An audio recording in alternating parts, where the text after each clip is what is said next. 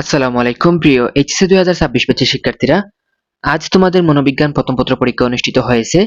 দেখো এখানে ক সেটের প্রশ্ন নিয়ে হাজির হয়েছি। যার যে সেটের প্রশ্ন হোক না কেন এখান থেকে নিজেদের উত্তরের সঙ্গে মিলিয়ে নিতে পারবে। তো দেখো তোমাদের প্রথম প্রশ্নের আনসার হচ্ছে ক, দ্বিতীয় প্রশ্নের আনসার হচ্ছে ক, তৃতীয় প্রশ্নের আনসার হচ্ছে ঘ, চতুর্থ প্রশ্নের আনসার হচ্ছে ঘ, পঞ্চম প্রশ্নের আনসার হচ্ছে খ, ষষ্ঠ প্রশ্নের আনসার হচ্ছে খ, সপ্তম প্রশ্নের আনসার হচ্ছে গ, অষ্টম প্রশ্নের আনসার হচ্ছে ক, নবম প্রশ্নের আনসার হচ্ছে ঘ, দশম প্রশ্নের আনসার হচ্ছে গ, একাদশ প্রশ্নের আনসার হচ্ছে ঘ, দ্বাদশ প্রশ্নের আনসার হচ্ছে ক। এরপরে আসি তোমাদের পরের পৃষ্ঠায়।